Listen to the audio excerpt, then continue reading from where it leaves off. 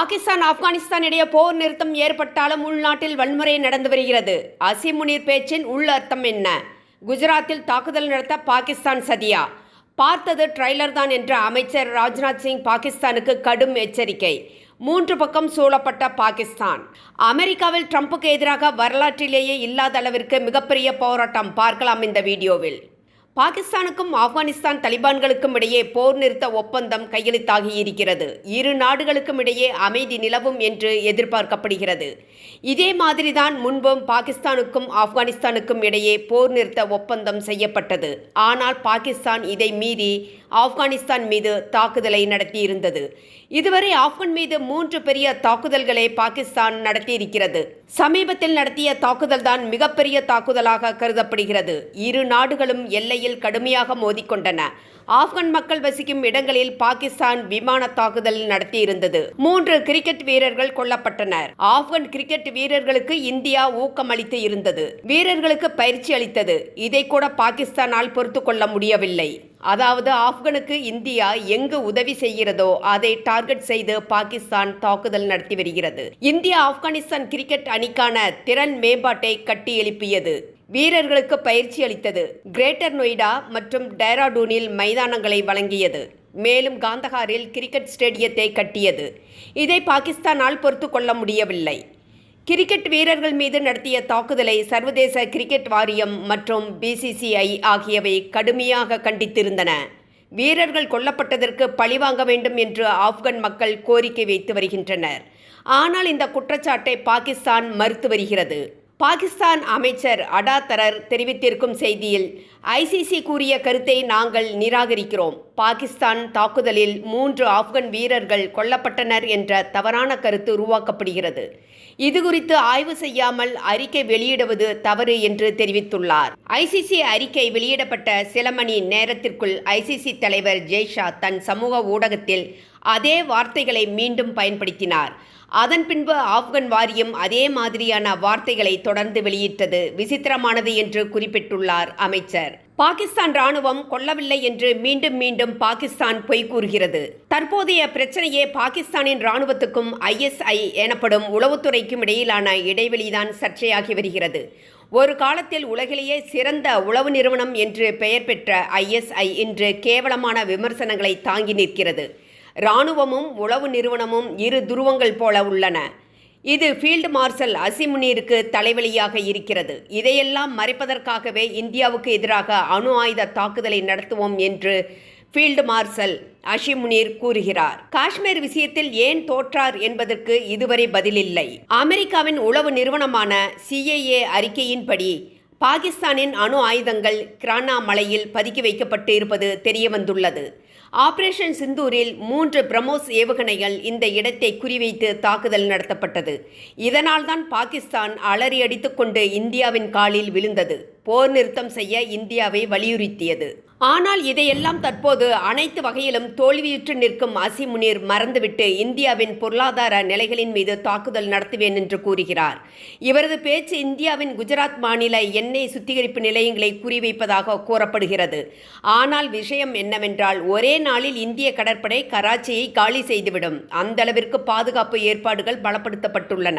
மேலும் ராவல்பிண்டி, இஸ்லாமாபாத் மற்றும் லாகூர் ஆகிய நகரங்கள் சிதைக்கப்படும் என்பது அசீம் முனீருக்கு தெரியாமல் இல்லை. பாவம் அசீம் முனீர் தன்னை ஒரு சிறந்த இராணுவ தளபதி என்று காட்டிக்கொள்கிறாராம். யாருக்கு என்றால் அமெரிக்க அதிபர் ட்ரம்புக்கு, அவரது நாட்டு மக்களுக்கு அல்ல. முன்பு நாம் ரஷ்யாவிடம் இருந்துதான் பிரம்மோஸ் ஏவுகணை வாங்கி கொண்டு இருந்தோம். இதோ நம் நாட்டில் உத்தரப்பிரதேசத்தில் இந்தியாவும் ரஷ்யாவும் இணைந்து தயாரித்த முதல் பிரம்மோஸ் ஏவுகணை வெளியே வந்துவிட்டது. இனி பாகிஸ்தான் யோசித்துதான் பேச வேண்டும். இதைத்தான் பாதுகாப்புத்துறை அமைச்சர் ராஜ்நாத் சிங் எச்சரிக்கையாக பாகிஸ்தானுக்கு கூறியிருக்கிறார். சிந்தூர் 1.0 என்பது ட்ரைலர் தான் என்று எச்சரித்துள்ளார். தற்போது பாகிஸ்தான் ஆப்கானிஸ்தான் இடையே போர் நிறுத்தம் இருந்தாலும் உள்நாட்டில் இன்னும் வன்முறை தலைவிரித்தாடுகிறது. பாகிஸ்தான் நிர்வாகத்தால் கட்டுப்படுத்த முடியவில்லை. தேரிக்-இ-தலிபான் பாகிஸ்தான் பயங்கரவாத அமைப்பின் தலைவர் நூர் வாலி கொல்லப்பட்டார் என்று பாகிஸ்தான் அறிவித்தது. ஆனால் பாகிஸ்தான் நாட்டுக்குள் இருந்து கொண்டே உயிருடன் இருப்பதாக வீடியோ வெளியிட்டு பாகிஸ்தான் இராணுவத்தை அசிங்கப்படுத்தினார். அதாவது பாகிஸ்தான் தான் அவருக்கு அடைக்கலம் கொடுத்திருக்கிறது. இன்றும் பாகிஸ்தானில் சகஜமாக தேரிக்கி தலிபான்கள் சுற்றி வருகின்றனர். பாகிஸ்தான் 30 ஆண்டுகளாக தலிபான்களை கட்டுப்பாட்டில் வைத்திருக்க முயற்சி செய்தது. ஆனால் தலிபான் தற்போது தெளிந்துள்ளது. ரிமோட் கண்ட்ரோலில் வைத்திருக்க விரும்பியது பாகிஸ்தான் இராணுவம். ஆனால் இதை தலிபான்கள் விரும்பவில்லை. ஹைபர் பத்துன்குவா பகுதியில் பாகிஸ்தான் இராணுவத்தினர் அடிக்கடி ரெய்டு நடத்தி மக்களுக்கு இடைஞ்சல் கொடுத்து வருகின்றனர். தீவிரவாதிகளை அழிக்கிறோம் என்ற பெயரில் குழந்தைகள், பெண்கள், பொதுமக்கள் என்று கொல்லப்படுகிறார்கள். பஸ்தூன் இயக்கம் ஒன்று பஸ்தூன் மக்களின் உரிமைக்காக போராடி வருகிறது. கடந்த 10 ஆண்டுகளில் மட்டும் பாகிஸ்தான் இராணுவம் 32,000 பஸ்தூன்களை காணாமல் செய்துள்ளது என்று இந்த அமைப்பு கூறுகிறது. பயங்கரவாதத்தை வளர்த்த பாகிஸ்தான் தற்போது 4 திசைகளிலிருந்தும் அதே பயங்கரவாதத்தால் சூழப்பட்டுள்ளது. நாங்கள் பாகிஸ்தானின் பொம்மைகள் அல்ல என்ற செய்தியை ஆப்கன் மக்கள் தலிபான்கள் கொடுக்கின்றனர். நாங்கள் 160க்கும் மேற்பட்ட நாடுகளுடன் உறவுகளை வளர்த்து கொண்டுள்ளோம் என்று பதிய வைக்கின்றனர். உலகின் மிகப்பெரிய ஜனநாயக நாடான இந்தியாவுடன் உறவில் இருக்கிறோம், ரஷ்யா, சீனாவுடன் வர்த்தகம் செய்கிறோம் என்று உணர்த்துகின்றனர். நாங்கள் தீவிரவாதிகள் அல்ல, நாட்டின் இறையாண்மையை பாதுகாக்கிறோம் என்று தெளிவுபடுத்துகின்றனர். இதன் மூலம் நாட்டு மக்களின் ஆதரவையும் நம்பிக்கையையும் பெறுகின்றனர். நாட்டு மக்களின் ஆதரவு தலிபான்களுக்கு முக்கியமாக இருக்கிறது.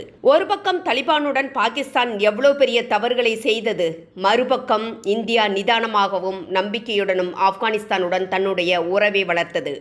இன்றும் ஆப்கனை இந்தியா அங்கீகரிக்கவில்லை. வர்த்தகம் செய்கிறோம், மனிதாபிமான உறவுகளை வைத்துக் கொண்டுள்ளோம், அவ்வளவுதான். அண்டை நாடுகளுடன் இந்தியா எப்படி உறவு வைத்து இருக்கிறதோ அதே உறவைத்தான் தலிபான்களிடமும் இந்தியா வைத்துக் கொண்டுள்ளது. இந்தியா ஒருபோதும் ஆப்கானிஸ்தானை ரிமோட் கண்ட்ரோல் மூலம் ஆட்சி செய்யவில்லை. அதற்கு பதிலாக இந்தியா அங்கே பள்ளிகள், மருத்துவமனைகள், அணைகள், சாலைகள் உள்ளிட்ட பெரிய உள்கட்டமைப்புகளை கட்டியளித்தது.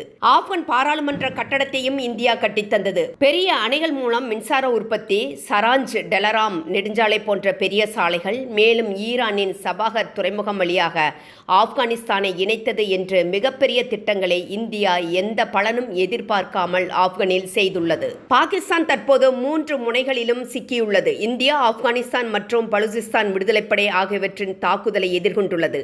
இந்தியாவில் மீண்டும் பகல்காம் போன்ற பயங்கரவாத தாக்குதல் ஒன்று நிகழ்ந்தால் அது தெற்காசிய வரலாற்றிலேயே மிகப்பெரிய போரை தூண்டும் தீப்பொறியாக மாறலாம்.